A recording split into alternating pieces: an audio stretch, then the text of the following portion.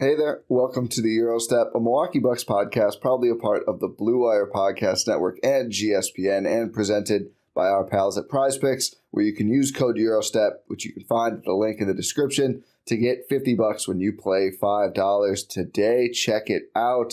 I am not joined by the extravagant Rohan Kadi. I am joined by the... I gotta get this right, because if I don't get this right, he's gonna stew on it.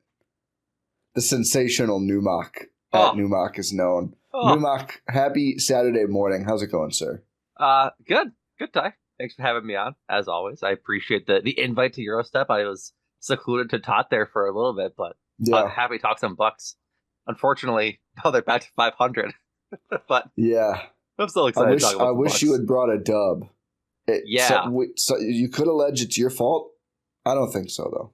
No, I don't think the refs missing like a bunch of calls in that game is my fault. Yeah. I also don't think that Dan Campbell being a psycho is my fault either. But I was talking about the Bucks. Oh, well, I thought you were saying you could have brought a win from Thursday from Tot. Oh, I see. Well, definitely you couldn't have then. So maybe we need more Wisconsin teams that win. Marquette lost their last game too, didn't they? But silver lining, they play Wisconsin today. And so a Wisconsin team is winning today, whether it's good, good or not. One of them. Yeah, I mean, I'm going to have to I hate to say this because I know you're a Marquette man. That's right. I'm going to post my Heat culture text under the rim thing again if Wisconsin beats Marquette again. It drives them crazy. Yeah. And that's exactly how the last game went. They should win. Marquette's way better. I know this. If they lose again, I'm going to post it again. Anyway, let's talk about the Milwaukee Bucks. We can't push it off too much longer. But actually, I'm not even in that bad of a mood. The game last night, they lost to the Celtics 111-105. You'd prefer if they would beat the Celtics once in a while. They did get swept. They only played 3 times, all 3 of them over by December 6th, which is frankly just poor scheduling on the NBA's part. Agreed. But regardless, we'll see if they see them again this year or not. I mean, I think Boston will get far enough to where they could see Milwaukee. We'll see how far Milwaukee gets this postseason. But I thought the Bucks hung in there again. I don't think they've really gotten blown out by the Celtics in any of these games. I think the third quarter got lopsided in one of them. But for the most part, these have been competitive games, and this was a competitive game going down to the last minute. Sometimes you lose in Boston. Celtics didn't shoot well. Obviously, that's something you could point out. I really don't think the Bucks played their crispest and best game either. We will get to that. We'll get to how Giannis and Dame played and the rotation and Ajax and everything else. But most importantly, in a long-term sense, there's something a lot more important about this game than the Bucks competing and almost beating the Celtics, whatever, and then losing to the Celtics. Khris Middleton makes his triumphant return. I guess it wasn't technically triumphant, but it felt like it. Very first shot attempt is a 4-point play. He ends up with 11 points, 3 rebounds, 5 assists, 2 steals, and a block. Did only shoot 2 for 10, but I will tell you what, Numac, and plays 23 minutes, which feels a little high for a Khris Middleton return. With the minutes restriction, I thought it'd be way less than that. Yeah, I'm pretty encouraged by that. But I thought physically he looked really good. Mm-hmm. The shots he was missing, it wasn't like, he looks hampered, like he really can't. He honestly, in true Khris Middleton fashion, made a couple of the toughest shots he attempted and then missed what are usually for him bunnies. I mean, one-handed floater, pretty much wide open, like his classic back down fadeaway over Peyton Pritchard, who was finally in hell against the Bucks for once. Finally. But I thought Khris looked really good and defensively looked awesome. Again, 2 steals and a block, was maybe the best Jaylen Brown defender on the team when they put him in on Jaylen. Like, I think he'll knock the rust off. He said before the game, like, I'm worried about my shot going over the backboard at first. Like, just nerves of getting back into it. And against a team like this, Khris has been very honest throughout this process. I have no doubt in my mind he's going to be back to like 50, 40, 90 kind of Khris very, very soon. I'm not worried about the 2 for 10. I am much more encouraged. Again, he was 1 for 3 from deep. Yeah. So that means Khris was 1 for 7 from 2. That's not going to sustain. He did not forget how to shoot the basketball. That's his money Middleton shot there. I thought this was super encouraging, and this is what's gonna persist for me from this game. I don't think in a week going to be like, oh, damn, that Celtics loss. Yeah. But I am going to be saying it was great to get Khris back and have him look good from the jump. I think the second straight time this long rehabilitation process is paying off because it doesn't look like he was rushed back to me. Yeah, obviously referencing Brook Lopez's long trip back from his back injury. What was that, 2 years ago now? 3 years ago now? But just Khris looked good last night. Obviously, the shot not falling isn't the greatest, but I'm with you. He looked great. The defense, I never expected him to be like a lockdown defender. He hasn't been that for quite a while. But I think he had like just the veteran savviness of guarding Jaylen Brown last night versus like AJ Green, who's a good defender, but it's still obviously young, doesn't know all the tricks in the book. There was one where he was guarding Jaylen Brown on the perimeter, and Jaylen Brown tried to like quick shoot and try and catch Middleton's hand in the cookie jar, and he like takes it back and like steps aside so there's like no contact, and it's just a total brick from Jaylen Brown. It causes a transition opportunity. It's like stuff like that from Khris Middleton is like what you kind of need if you're going to be that kind of defender. And like just like a guy who's 35, 36 years old, I'm not mistaken. A little younger. Yeah. He's probably like 32. He's only 32? Yeah, he's not that old. 33. 33. This he turned 33 in August. This is the tweet where it's like he just turned 30. He's almost done. Whatever that tweet is. Yeah.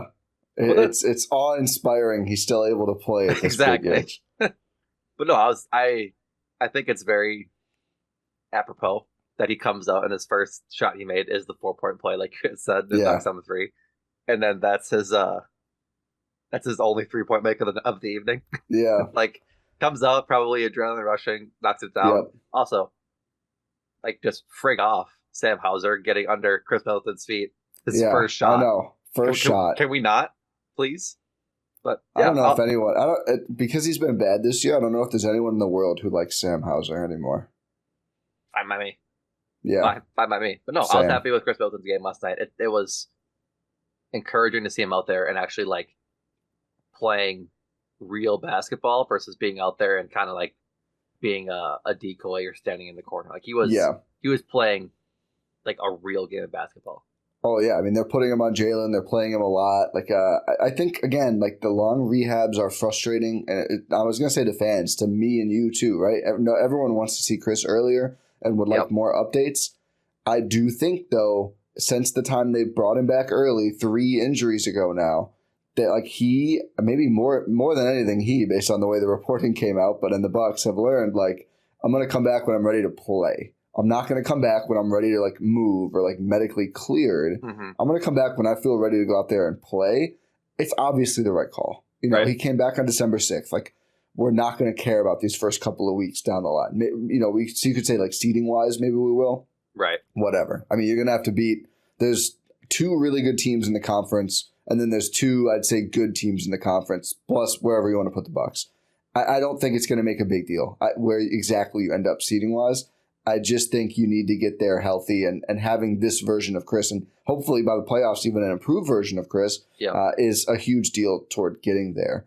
I think the other thing about him defensively, I think he is kind of what we tried to manifest Pat Connaughton into being, just like really sound, smart, positional defender. He's also just big. Yeah. I feel like you forget how big he is.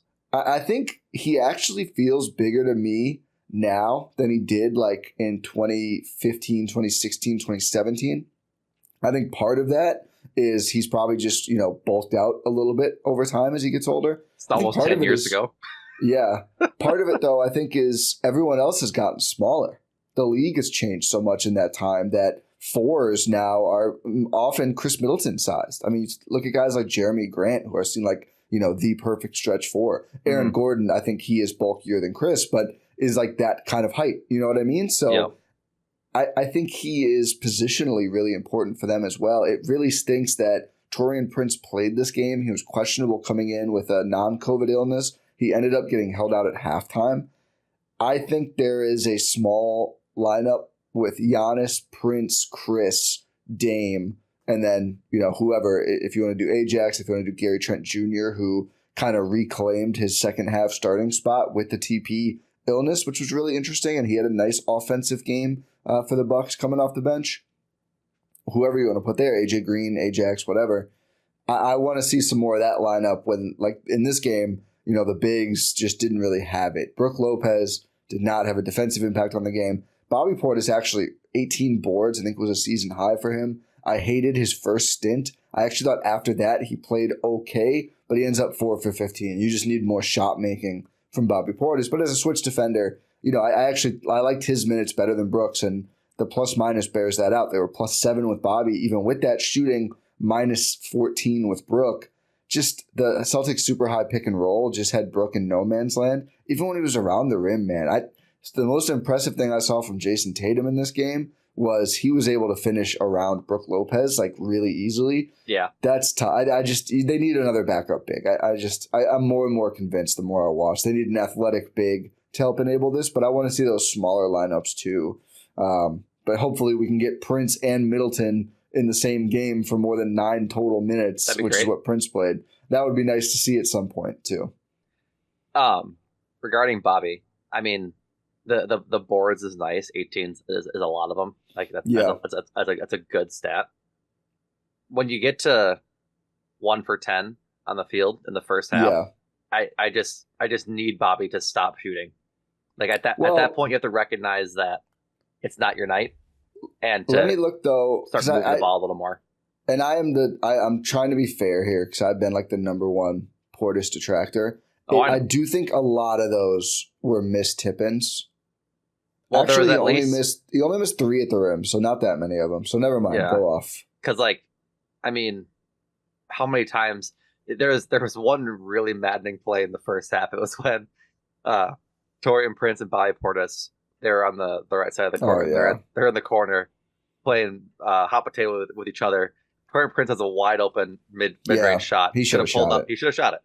And then instead he passed it back to Bobby, who shoots it as the shot clock expiring, misses it. It's like, I would have rather you guys take any other shot than the one that resulted.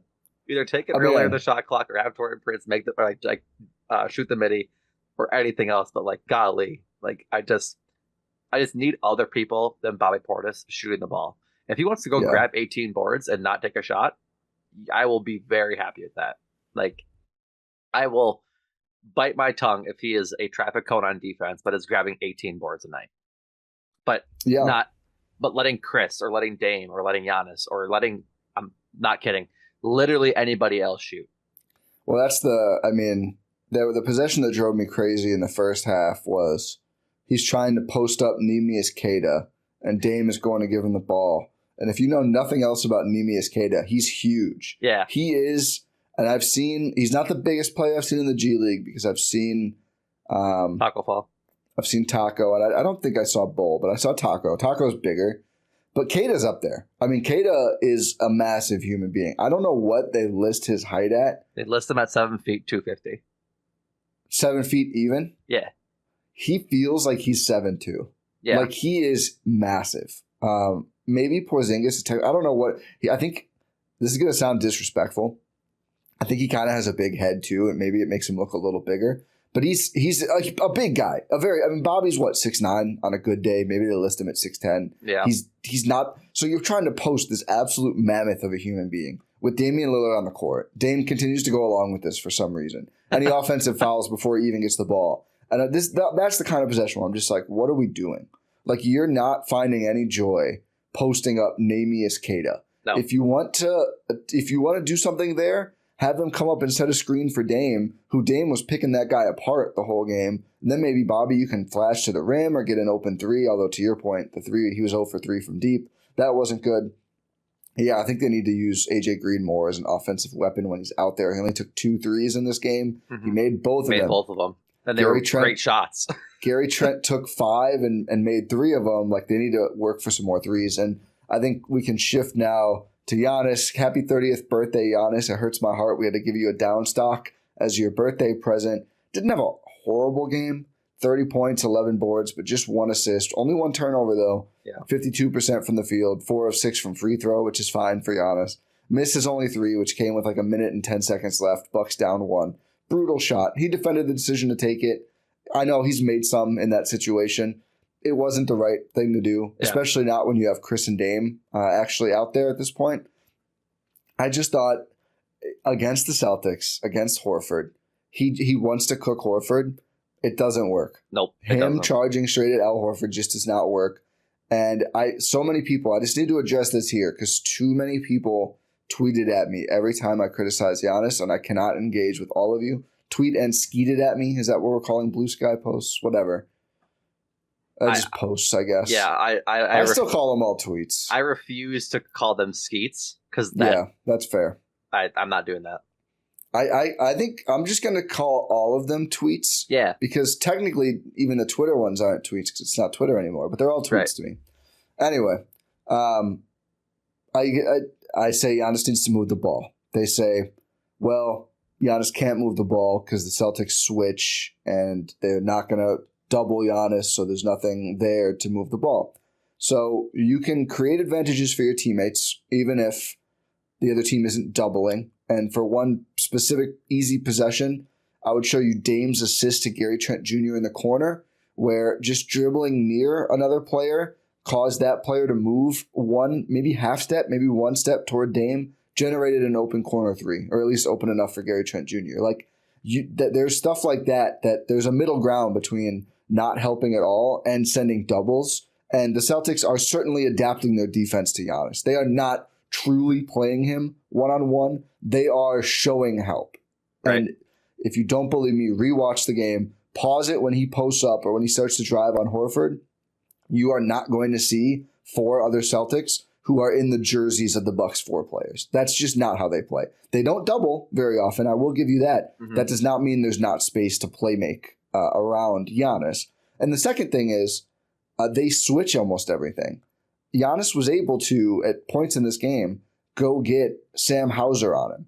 And by all means, Giannis, if you have Sam Hauser on you and you want to just drive to the basket, go right ahead. Like Sam Hauser is doing nothing about your presence there. He was able to get Tatum on him. Same deal. He's able to go to the rim. Tatum's a good defender, but Al Horford is just, he's built for that. He's in his element. If you're letting him sit down there right in front of the circle and just wait for you. Been doing it for 20 years.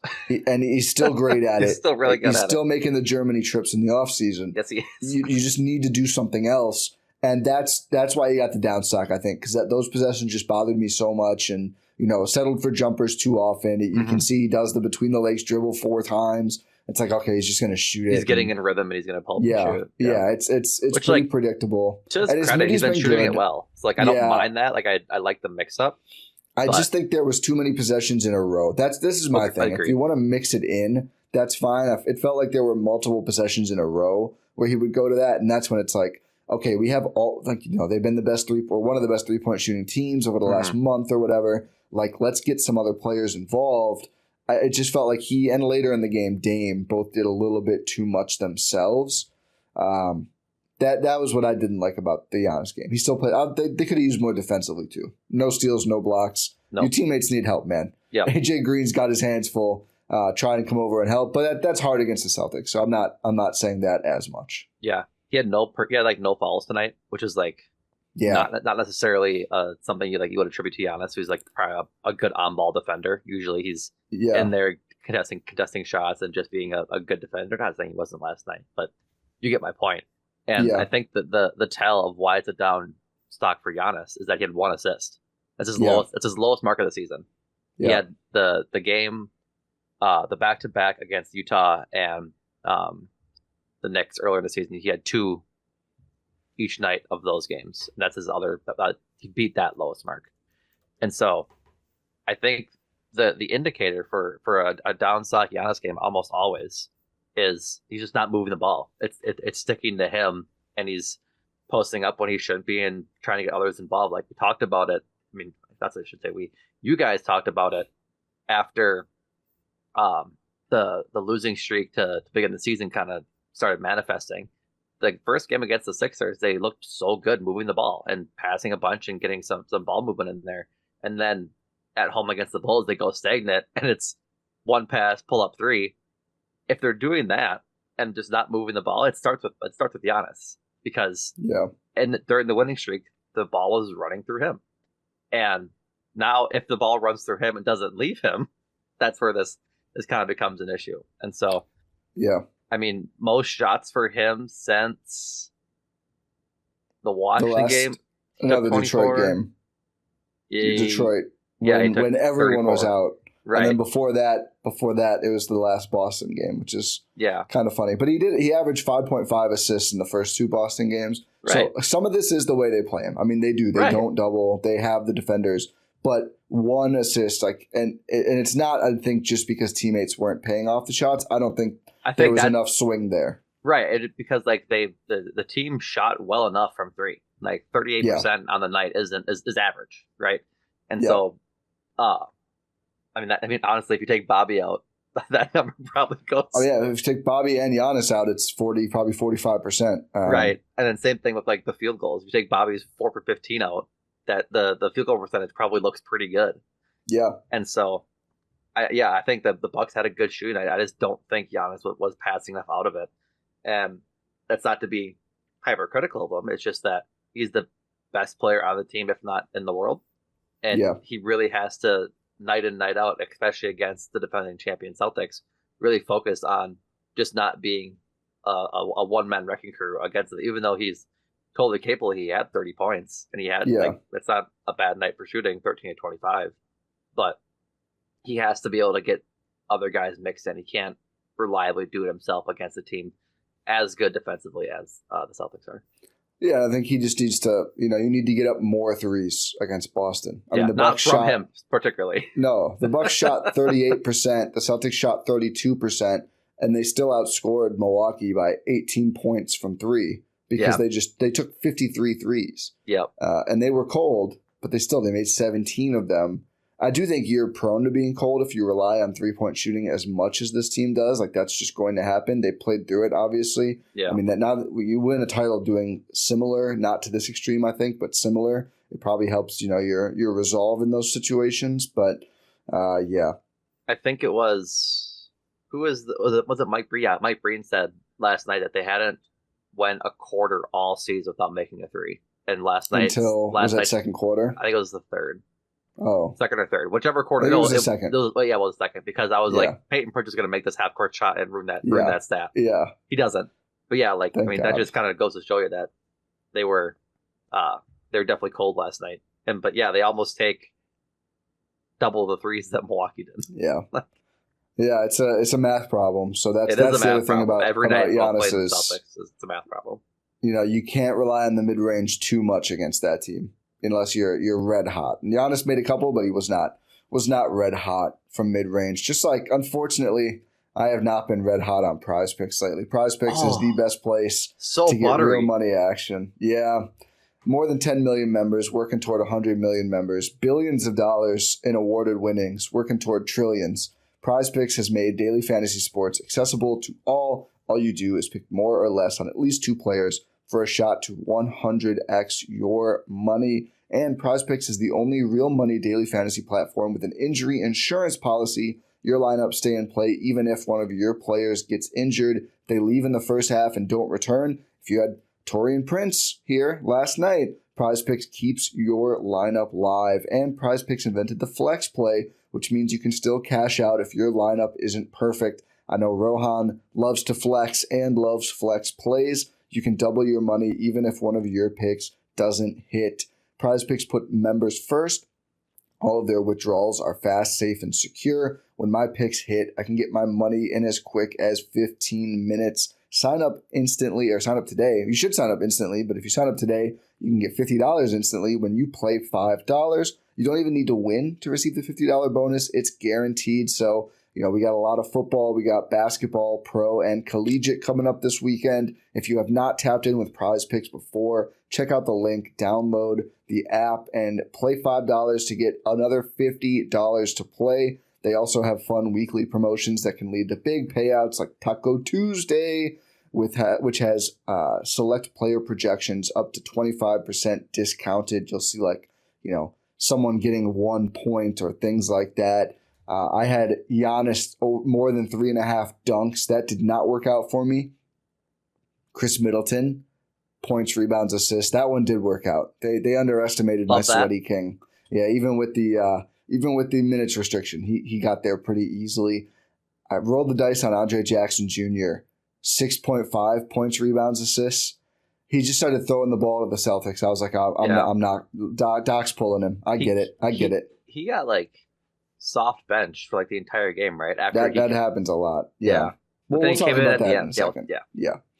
But this week on Prize Picks, I'm going to continue looking at Khris Middleton on the points, rebounds, assists. I think he led the Bucks with 5 assists in this game. Khris keeps the ball moving. He boards, like just such a valuable player. And then Damian Lillard, threes made. I also did have that on my projection slate last night, and that was a win for me. So you can get on the action too. Download the app today. Use code EUROSTEP, all one word, to get $50 instantly after you play your first $5 lineup. That is promo code EUROSTEP to get $50 instantly when you play your first $5 lineup, or check out the link in the description and wherever you listen or watch this show. Prize Picks, run your game. Let's talk about Ajax, because I feel like this has been one of the biggest things people are upset with Doc about, is Ajax has basically become a first half player. That's been very regular in recent games. He played 12 and a half minutes in this one, had one made basket, one of the most impressive made baskets I've seen from any player. It was like the fake pass out to move Tatum floater. I was like, oh my God, Ajax. Yeah. But he had 1 rebound, 1 assist, 1 steal, 2 turnovers. And they did lose his minutes this time. Sometimes he has these gaffes and they still win his minutes, not so much in this game. Doc just doesn't trust him with the ball in his hands.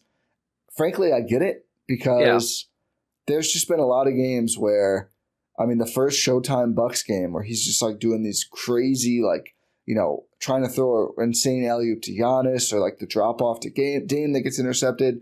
In this one, it was like, he just never had the handle. He was like dribbling with the ball. Just stop and grab the ball and then dribble. Like, he just gets a little flustered, I think, sometimes when he handles or tries to make these passes, and they can't afford that from him. I think they can afford him being a streaky shooter. I think that's fine with what he gives you defensively, but he had 2 fouls in the 12 minutes as well. So I don't think he can be a foul machine, a turnover machine, and a streaky shooter and get big minutes. So I understand Doc's hesitation.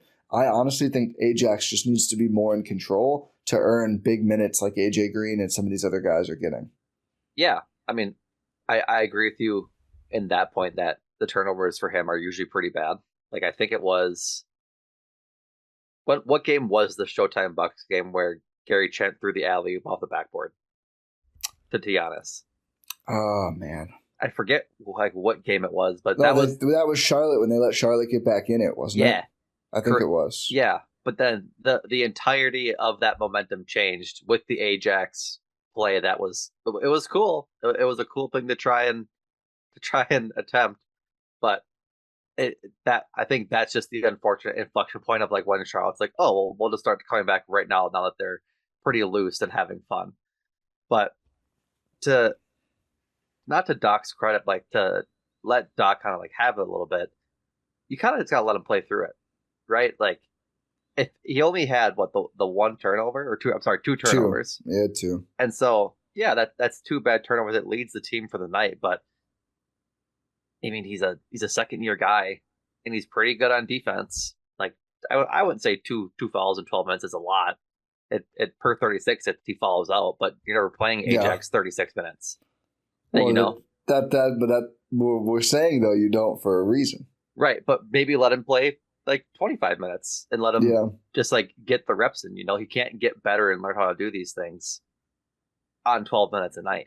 And I understand that it's against Boston. You want to win this game, so maybe you kind of have a short leash that way. But I just want to see him get more run. I don't think he's by any means bad. I just think he's still raw and he's still learning. And I think Doc is trying to like instruct him a little bit on the right thing to do. You always see Doc with his arm around him, telling him how he should be playing and things like that.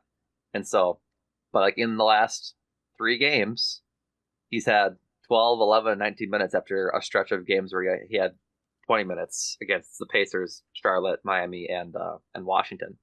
Games they went all 4 in, but that was the rest of the team playing well then too. But I don't know. So, I just like to see him. Like, I don't really get why he didn't play so much against Detroit. Played 19 minutes. he had 2 fouls, no turnovers. He shot 50% from 3 on 4 shots. Like, I just don't really understand why you let him get more run. They probably could have used him out there, even though they won that game pretty handedly. But I don't know. I just want to keep seeing Ajax progress, and I think he is. I think he's a lot better than he was last year. I think he's played well this season in general. But I don't think he's ever had a chance to foul out. His only game he's had 5 fouls was against Memphis, the 4th game of the season. I don't think it's just the fouls. I mean, he's 8th in minutes on the Bucks. Yeah, total. Which feels right. He's 3rd in total turnovers. Not ideal. So, I'm trying. There's not that many good. Like Gary Trent in 150 more minutes has 11 total turnovers. Mm-hmm. Ajax has 31. Well, so I think Dame in double the minutes on ball all the time has 53 turnovers. Right. Ajax has more per minute than Dame. Ajax is also 2nd in total fouls. Brook has 2 more fouls and more than double the minutes, or right about double the minutes.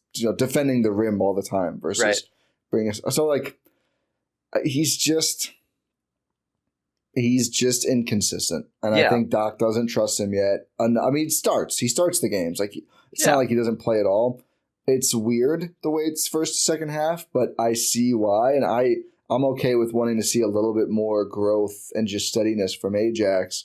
He's got more turnovers than assists on the season. For someone who is talked about as could be a point guard in the league, which I never really saw, but as that connective tissue guy, that's not good. I think he just needs to improve his decision making on his passing quite a bit. You know what I want him to be? I want him to be early Bucks tenure Pat Connaughton, where he's not really a point guard. He's just a plus defender, shooting guard, kind of like 3-and-D guy, but then can make really good highlight plays when need to. Pat was in the dunk contest one year. He had athleticism. So does Ajax. Why don't I think that's sort of the mold I want Ajax to grow into, where he's never asked to do too much. He's just really good at what he's what he's been drafted for, being a good defender and a reliable 3-point shooter. I don't need him to be 40% from 3. Just average 34% honestly is probably fine for him. Right. I don't have an issue with 3-point percentage this season. They have so much offense around him that I don't need him being that guy. Obviously, he's going to get picked on in the playoffs when they guard everybody with ferocity when it comes to Dame, Giannis, Khris, and probably Brook a little bit. But if he can be the 5th option on offense and make his couple of shots that he's going to be asked to take in the playoffs, that's a good role for Ajax. I don't think his projection is all-star, permanent starter on the team. I'd rather him just be the 6th guy off the bench and when the team is healthy, and just be that injection of athleticism that we've expected the young guys to be. And then, I think he still might start, honestly. Which I wouldn't be opposed to that, because I think the difference is that Gary Trent Jr. is so much better off the bench. I don't know what it is, but when his name is in that top 5 spot, it looks really bad. I think that's going to level out, though. I think he was just in a slump regardless of – because I don't think he was great in his first couple of games off the bench either. Right. I think if he had to start again, he would be fine. I just think Ajax is not even necessarily just defense, but just the athleticism and being able to bother opposing offensive players really helps Dame and will help Khris too, even though, again, Khris looked really good defensively his first game. And honestly, Dame had a pretty good defensive game against Boston too. He got beat a couple of times, but he also won a couple of times. He did. So credit to Dame he talked about that before the game, kind of stepped up and took that challenge on. He had 1 steal, and it was when Al Horford was posting him up in the paint, and he has and slapped it out. Yep. Yeah. He also gambled a couple times on Jalen and missed, and it did bother me. But then the times he kind of didn't gamble and tried to play Jalen straight up, he was making pretty much every shot on Dame. So I was like, you know what? Maybe you should gamble. Maybe that's all you can do. That's fine. But again, that's where you probably need Giannis to flash in and help in some of those possessions, because Dame on Jalen's just going to be tough. Or you need Robert Williams to, come get some revenge. Maybe that would help too. What was I going to say? Oh, I think Ajax starting just helps. But the thing about the, quote unquote benching him in the second halves, is that not how you get a young player to kind of play better and learn though? Is not guaranteeing the minutes, is saying like, we need to see this from you in order to play the rest of these games? I mean, kind of. Like, I mean, you look at all these garbage NBA franchises who let their young guys play 38 minutes a night through everything. How many of those guys get better? Are we like, oh, thank God Jalen Green was able to play all the minutes and, was subject to no real discipline pre-Ime Udoka, because that's really working out well for him right now. Right. Like, coaching is not, oh, let a guy play 38 minutes. That's how they develop. Coaching is coaching. Right. You earn more minutes. You go over these things. Like you say, Doc's always talking to Ajax about these different topics and pulling them over.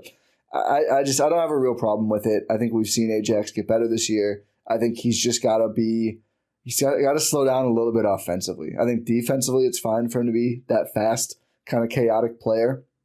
And in transition, maybe. But generally offensively, like, you're going to have a lot of space around you, my guy. Take a breath, look, see what's there. Like, you're going to be the open guy. You're going to be able to have that luxury of, let me look at the floor and see, like, do I drive? Do I drive and then, drive and kick? Or do I just move the ball right away? I think he is making these decisions on a much faster timeline than defenses are actually making him. Yeah, I would agree with that. And I don't think playing him 38 minutes a night, it like solves the problem. I just think you should let him like play through it and make those mistakes. Like, hey, like tonight was real bad, buddy. Like this is why it was bad. I don't think 12 minutes is enough, especially when a couple of those minutes come at the end of the game when they're trying to stop Boston from continuing to score and try and get back into the game towards the end. But conservatively, we'll say 10 minutes in the first half. Probably, I don't know the splits of when he came in, when he came out, and how many like what his shift was, but just for sake of argument, 5 minutes each. 5 minutes is not a long time. Like, I know it's half the quarter, but it can go pretty quick. He did have 5 more minutes in the third quarter, so he had 12 real minutes. Gotcha. And so, I don't know. Like, this game is obviously the outlier. He's been playing regular minutes, but I want to try him over Brook a little bit more, but I just think also, like, the 2024 $25 are not a team designed to improve Ajax as much as possible. They're a contender, so it's not just his development plan that dictates this. He also in the second half almost had a 5 trillion. His only stats were 2 fouls picked up. So, was not able to accomplish enough, unfortunately, in that stint too. So I think it's largely okay. I think he could play a little bit more. It's also a really weird rotational game when you have Khris coming back, which is always going to gunk things up because his minutes restriction, and then Prince, who's been one of your most reliable players. At first, it's like, oh my God, they're benching Prince, but it's not for Khris. And then it's like, oh no, he's out for the rest of the game with this illness. Just a weird game flow. He did a tribute to Paul Pierce at TDR. Yeah, he must have. I was actually surprised Bobby didn't get more run. He was a +4 in the second half. He actually was 2 for 3, 5 rebounds, 2 assists, no turnovers, no fouls, and 8 minutes in the second half. Oh man, what a sentence! I think the right call was running him over Brook a little bit more, personally. I mean, or Ajax, but one of them at least. I definitely see the reasoning. Like, I mean, you roll with the guys you trust. Both guys weren't effective last night.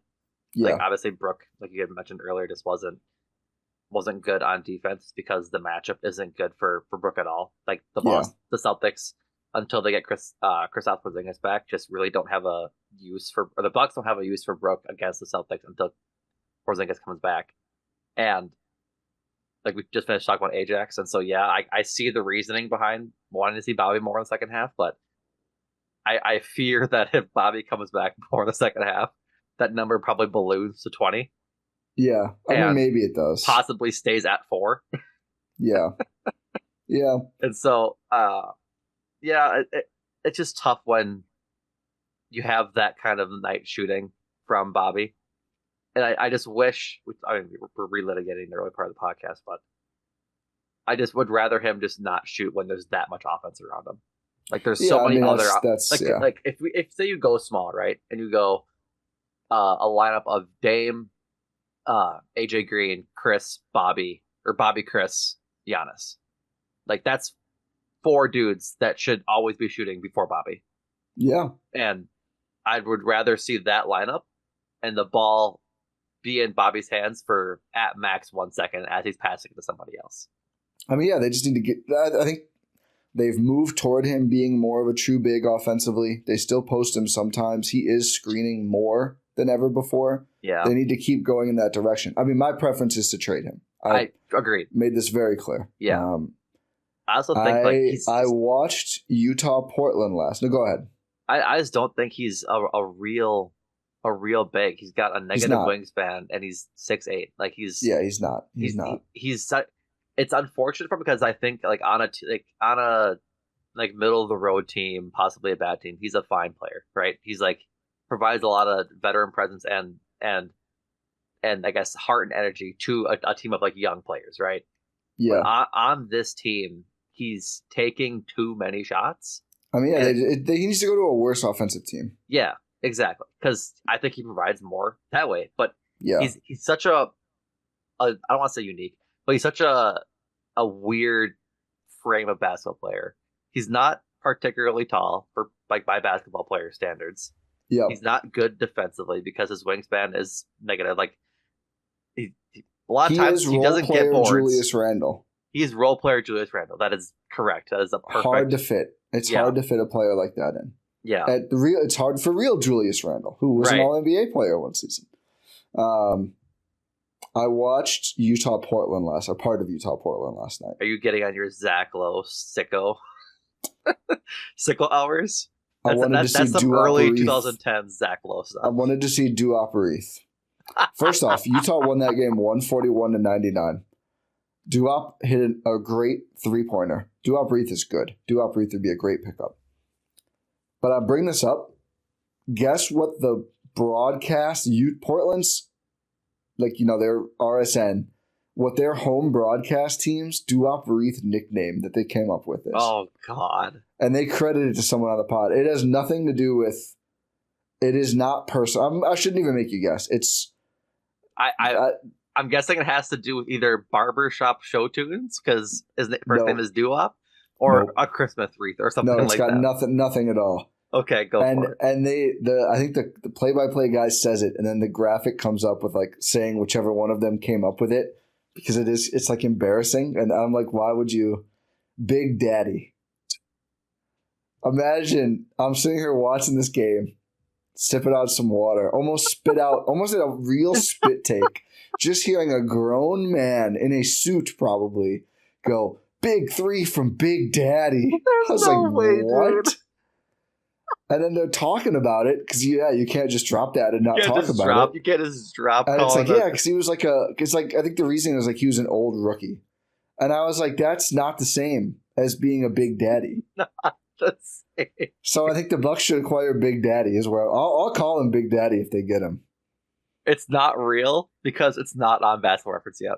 Not yet. It probably will be. I know, but like, that's. I just I was like I must have misheard that, and then they literally put up a graphic. They put up a graphic. Duop Reith, Big Daddy, as nicknamed by whoever, and I was like, wow, the graphics, like the whole broadcast team is like, we don't want this on all of us. We're gonna blame this one specific guy. Yeah, we do not want to get out of context as. Yeah. I was like, what? Yeah. Did I flip the channel without knowing? Like, they had that emergency screen on OBS ready to go. Yeah. Big Daddy. But I'm in on Duop. I'm in on Nick Richards. Like, just that. Imagine like a true athletic 5 that can protect the rim that you could throw in there. Honestly, might eat up some Ajax minutes too. But, Brook can play 28, not 38 when he's not doing well. And then you get someone who can just like rotate, protect the rim. Like Brook didn't do a great job protecting the rim and he was far away from it for a lot of the game. Bobby just can't, to your point, cannot protect the rim. Yeah. Like he's barbecue chicken in the post on defense. He's had some blocks this year. it always feels he's at 10 blocks. I was gonna say it feels high. That's a pretty low number in 21 games. Yeah. DeLon Wright has 6 blocks in half the minutes, and he is 6'5". You mentioned Time Lord earlier. Does the injury history not scare the hell out of you? It totally scares me. Like, but I think, we're already rolling dice with this roster. Like, what's one more die? Well, to the very minimal of Bobby's credit, he's reliable, right? His best ability is availability. He's always out there. Yeah, you're telling me. And I understand that. Which means I have to watch him every night. That's not necessarily a good thing, right? It's a good thing. It's a good thing. I'm not going to go full gas. It's a good thing. Tongue in cheek, whatever. Yeah. But like, if you trade Bobby or whoever the make the salary work, I'm not in tune to that. To get it would be Time Bobby Lord. In this case, yeah. To get Time Lord, that is rolling the dice, because then if you lose Time Lord, then you do not have a backup big. Your backup big is Liam Robbins, baby. Yeah, that's not. I'm not no disrespect to Liam Robbins, but or Tyler Smith. I actually think, and I think their plan was maybe to do this next year, but they should do it this year. If you move Bobby and or Pat and get just like an athletic defensive center who can't shoot, I think you can still have a pseudo Bobby option with Tyler Smith, because there's your athletic big who can shoot. Right. And I would let's just try it. Let's just see. We haven't really ever seen him. He's played like a couple of minutes here and there with Giannis. Like, let's just see what he can do out there, because his athleticism, his rebounding is good. He had a really nice block that Doc challenged in garbage time a couple games ago. Mm-hmm. Like, there's an upside there that doesn't exist with Bobby. I think Bobby's better right now, and Smith has not had a consistent shot, even though his shot looks great. I wouldn't say I'm worried about it, but I mean, Bobby hasn't had a consistent shot for most of his Bucks career either. So I'm ready to see something. Yeah. I think the upside of Time Lord is vast. I think it's way bigger than any of these other guys we're talking about. And so, can you manage him like the Bucks did PJ Tucker when they acquired him, and just like get him there to the playoffs and then squeeze like 20 minutes a game out of him? I think they could. Like, I think they are a pretty good medical staff at getting guys to the playoffs healthy overall. Giannis and Dame freak injuries are what they are. I think it's worth the gamble. I mean, you could double down. Do you want to trade for Time Lord, and then can you trade Pat for Big Daddy or Nick Richards? I don't know. Would that be this? I guess it wouldn't. That can't be the same. No, it'd be 2 deals. I mean, that's all different teams. Is it? I would try B-ball Paul. Rohan's all mad at it. Time Lord and Portland's both. Yeah, Portland's both. You're right. I'm with you on not wanting B-ball Paul, or with Rohan. I just why? I think the relationship with Doc isn't exactly a great starting point, and I just don't get over it. Everyone loves Doc once you talk to him.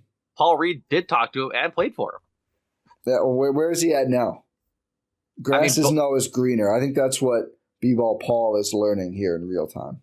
Right, but I think the shade Doc threw at him in that post game press conference isn't exactly, but probably didn't feel good, because people were like, I'm not going to play Paul Reed for 20 minutes. And I was like, God damn. Well, the point was like, because you guys think I should. Right. And history has kind of showed that Doc was right about that one. Yeah. Doesn't mean he didn't say it. I mean, yeah. I don't know. Like, I just don't think Paul Reed is the answer. I haven't admittedly watched a whole lot of Pistons basketball this year, but I don't know. Shooting 44% from 3 this year. On how many total shots? 0.8 per game. Well, it's better than Bobby's. He only takes 3 per game, so. Better than Bobby's 8 per game. And he might catch Bobby in blocks. He's got 5 in 110 minutes. Okay. He has 9 3-point attempts this year. He only has 33 total shots. Right. It's not bad. He shot almost 37% on 57 total shots last year too. I'd be curious as to like how often he's actually like getting in games, like what his not much his shift is, right? No, he's playing exactly 10 minutes per game. I think it's only when someone's hurt, or like when because they have Beef Stew, they have Duran. I think it's only when there's something going on with those other guys. Mm-hmm. I don't know. I think I'm more on the side of drafting or not drafting, trading for Time Lord or Brief. I admittedly have never heard of Nick Richards, so don't hold that against me. Hornets. He's so athletic. I just think you drop a super athletic big on this team who actually knows how to play center. That's why Tyler Smith isn't really ready yet. And I just think that it's going to make so much sense. It's going to be like the Mavericks getting Lively and why am I forgetting the guy from the Wizards now? Or from the Wizards. Hold on. I'm blanking on this guy's name. The bouncy guy. Derek. No. Who is the fellow that won? No, Derek is Lively. Oh. Daniel Gafford. Yeah, Gafford. Derek and Daniel. But like Gafford was just like a whatever, not seen as a great defender. And I think Lively's probably a little better, but they're both so athletic that with Kyrie and Luka, like all that attention they command, they're able to catch lobs. I think Giannis could throw them lobs, and the spacing's a little bit of a concern, but that's why I say you would still have Brook, of course. This would be a backup to Brook. And you would still have like a Tyler Smith, if you trust him enough to play him at all, if you really want to see like, okay, we want to put a bouncy, stretch four next to Giannis. There's a player who at least can theoretically do that. You also, you have Khris, you have Taurean Prince, right? You can still go small with those guys and still have a lot of size and rebounding on the court. So I want to see it now. I'm excited at the prospect of give me the super athletic, bouncy, five who can defend. Yves Missy, who's having a great stint in New Orleans to start the year. I want to see that player because I think it would unlock a lot for their defense. That's just what they 100%. Don't have. They just don't have that option right now. It's Giannis, but Giannis can't, with the way he plays offensively, he's not able to commit to playing that kind of basketball. Not during the regular season, right? Like no. Even in the playoffs, he has those great moments, but I want a guy who you can put him out there and it's like you're going to play 16 minutes, you're going to catch lobs or do putbacks, and that's all you're going to do offensively. Defensively, you're going to help off of whoever in this game, like Drew or Derek White or Horford, and just try and send shots like into the third row. And that's all you do. Like there's just a different level of attention you can pay to that role. Right. And I think like to your point, like Daniel Gafford is listed as the same height as Bobby Portis. I feel like he feels taller than Bobby He is. He's so much.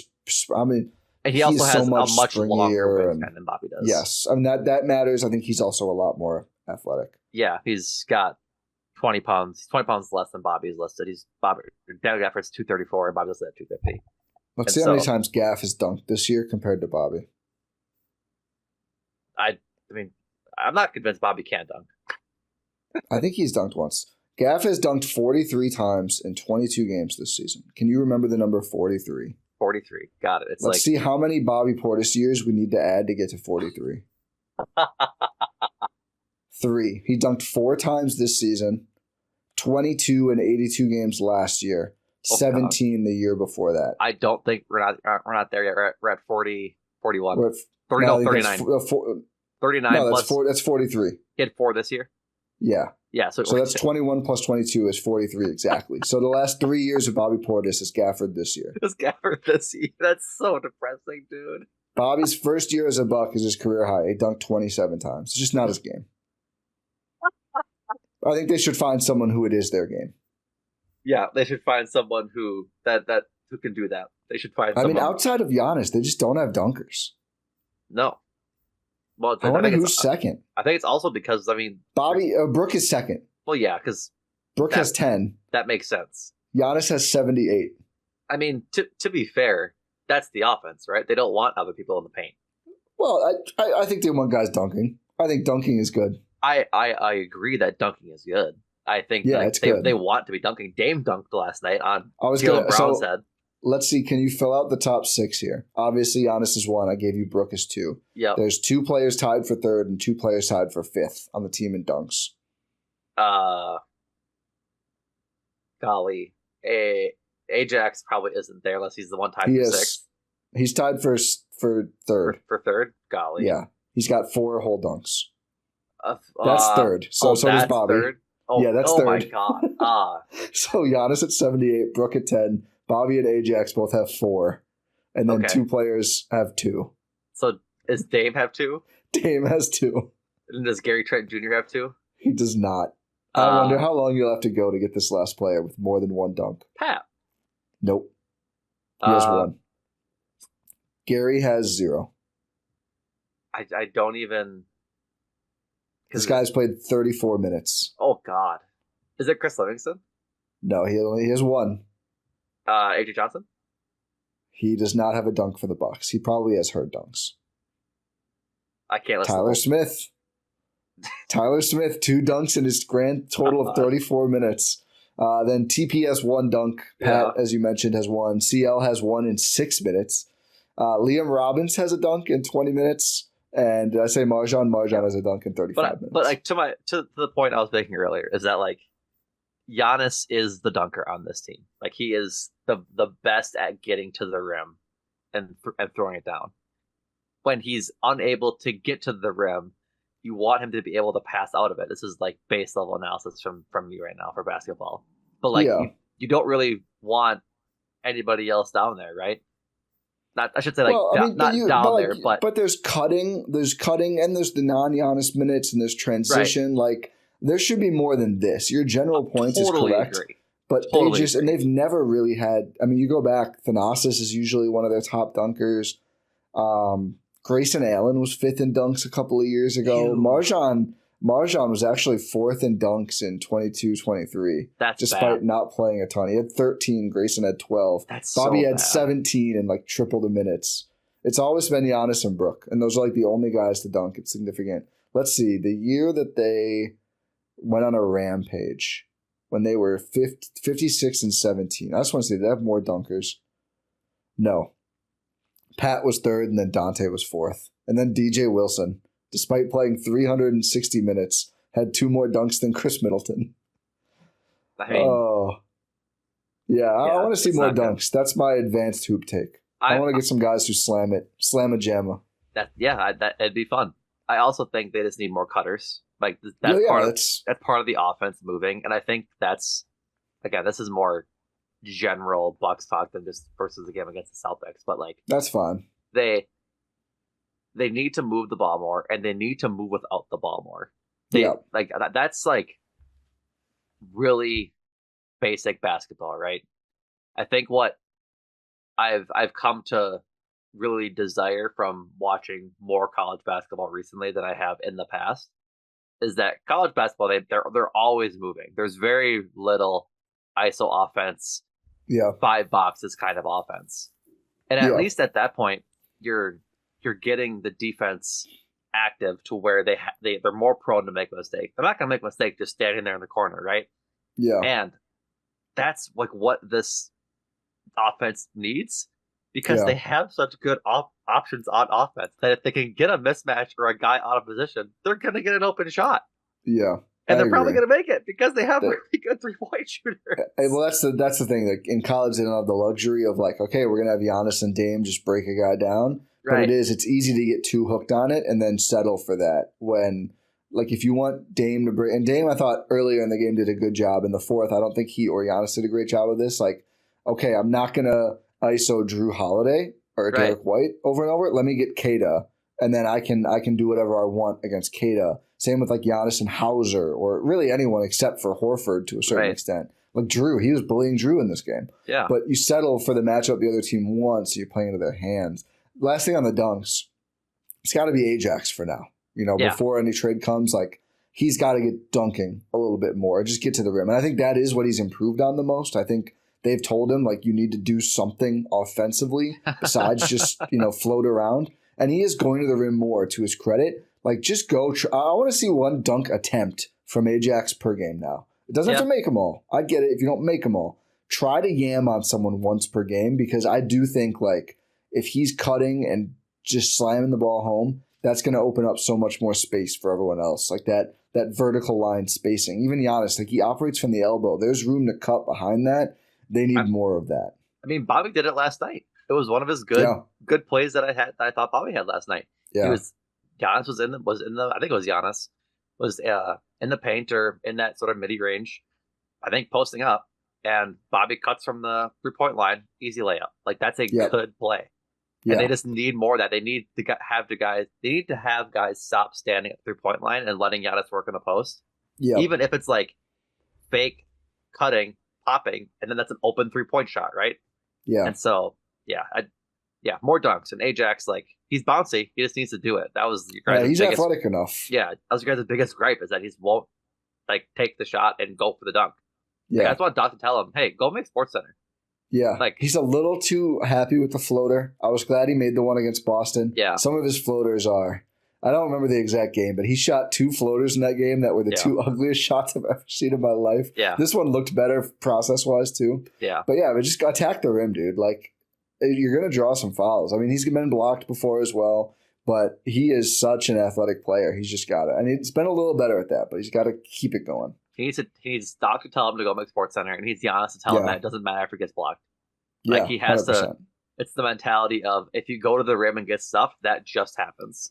But you're a good enough basketball player and you're athletic enough to where if you do that, more often than not, you're gonna yam on somebody, or you're gonna draw a foul, or you're gonna do something positive for the team. Right? Yeah, 100%. Any other Bucks thoughts? I mean, I'm always a fan of Derry Bird. Yeah, I love watching AJ Green play. Only has, like you said, has 2 shots against the 4 shots, 2 threes. Yeah, 2 threes. Missed both of his 2s. Yeah, which like is very AJ Green coded. Yeah. But 23 minutes is probably like appropriate for AJ Green given like the roles of everybody on the team. It's a little low. I wish Doc would have gone a bit smaller this game. Yeah, but I mean, he's good, man. Like, I think. Yeah, he's a find. I mean, that's the thing. People still talk about this Bucks draft record stuff, and it's like, well, AJ Green doesn't technically count, but that's a huge hit. Like, clearly that's a huge hit. And I really anticipate come like March, April, him probably starting. Like, I wonder if it's Dame, AJ Green, Khris. That was my preference. Khris, Giannis, Brook. That's my preference. We'll see, though. My only, like, to the play devil's advocate to my own point is that AJ Green almost feels like Malik Beasley in like how that would play out as like a team on like an offensive strategy. Malik Beasley obviously really good at shooting the 3, not so good on defense. AJ Green, really good defender, also really good at shooting the 3. I wonder if a better role for him just on this team is coming off the bench so that you can have like Taurean Prince or Gary Trent Jr. next to Dame to be the better lockdown defender, and then have AJ Green off the bench to end games. I feel like they like to stagger him too, the new rotation they do. So like he and someone comes in for Ajax and Dame, and then there's just all the spacing around Giannis. I think it makes sense. I think there's a good chance that their best 5-player lineup would be Dame, Green, Khris, Giannis, Brook. Mm-hmm. And I would like to see it more. But Gary's making a convincing case too, the way he's playing. Yeah. It's a good problem to have. I mean, I don't think it's that there's no one you want to plug in. I do think there's a lot of good options to plug in right now. Yeah, I think that's the beauty of kind of what this team is projecting to be, is that if they need Brook in there against like the Sixers, right, and they need to put Brook on Embiid, then that's fine. You run with the Dame, AJ Green, Khris, Giannis, Brook. If they play a team like the Celtics, where maybe you don't need Brook so much, then you can run Dame, AJ Green, Taurean Prince, Khris, Giannis. Yeah. And I think like they have in like the reduced rotation games that they're going to play towards the end of the season in the playoffs, they have options. It's just can Doc pull those levers at the right times to make those adjustments, right? Like same thing, like the Pacers and Tyrese Haliburton stink this year. They're dropping off from last year, but like, I mean, Miles Turner had Brook in a blender last year. Like, he's just that athletic big that can pop outside that would be really great in the Bucks, right? But maybe not this year. Maybe not this year, but like how Miles Turner played last year is kind of how the athletic big that the Bucks need, and it is have options in this rotation between AJ Green, Gary Trent Jr., and Taurean Prince when everyone's healthy. And I think that's a really exciting place to be once they have more than, 9 games last year where everyone was healthy? I think this was the 9th. No, it's with Doc. With Doc. Yeah, with Doc. 20-some total, yeah. But still, like, that's not a lot. It's a quarter of a season over the course of a season and a quarter. Yeah. 1/5 of the total available time at this point. Yeah, it's not ideal. And so I'm excited for just the general cohesion of the team to grow and for them to start moving, because I think the spacing was pretty good last night. And having Khris come back and look like Khris is obviously huge. And they're projecting well for the rest of the year. They're still 500, but that's just what's going to happen when you end up, what was it, 2-10 at one point, or 2-8? 2-8. And so, like, they'll just have to keep winning every 2 or 3 games, kind of thing, and make the playoffs, which they obviously will. He sucks. Yeah. But I think if they can just get right, I don't think they need to be a top seed, right? Like, if they just make the playoffs, they're good enough to beat. I think the goal is home court, at least. Oh, yeah. But I don't think they won't be a top 2 seed. I think that's pretty clear at this point. That's pretty clear. Yeah. But, I mean, can they catch the Magic and the Knicks? I don't think that's out of the realm of possibility whatsoever. No, they're 3 games behind the Knicks in 4, 3.5 behind the Magic in 3. And I don't think either of those teams are, like, head and shoulders above better than the Bucks. No. So, yeah, of course you want home court advantage, but I think the most important thing is just this team playing together. And once they get these rest of these 61 games finished 60. out, 60 games finished out, then they'll probably, hopefully, win a playoff series this year. Yeah, that's at least the goal. Yeah, and I'm excited too because I think now they've yet to beat a team with an above 500 record. They've got a lot of close games against Cleveland and Boston that they lost, and then they lost badly to the Knicks. The only other team with a 500 record in the East is Atlanta, who they also lost a pretty close game to. No, it wasn't close. They almost came back, but I wouldn't say it was a close game. They just haven't played that many. They've lost some tough ones against those teams, and I think they lost to Memphis as well. Is it the only West? Oh no, they beat Houston, so that's not true. They have at least one win over a 500 record team. Yeah. But regardless, the NBA Cup then gives you a good opportunity to, with a little more reps. I think they play Brooklyn first. That's their last game tomorrow evening before the Cup starts, the knockout round. Oh, that's a good opportunity. I thought that had already happened. I should apologize. I didn't make any things. Oh, yeah, you never said it. No, yeah, the group stage happened, but now it's knockout round time. Right. So I thought aren't they in the knockout round right now? Yeah, the Brooklyn game is just a game. Oh, my just apologies. A scheduled game. I thought you were saying they played. No, Brooklyn's not in it, but they like this game, the Celtics game and the Brooklyn game were like the last 2 scheduled, I believe, before Tuesday. I think their Cup game is against. Now I feel like I heard it wrong. It's the Magic, I'm pretty sure.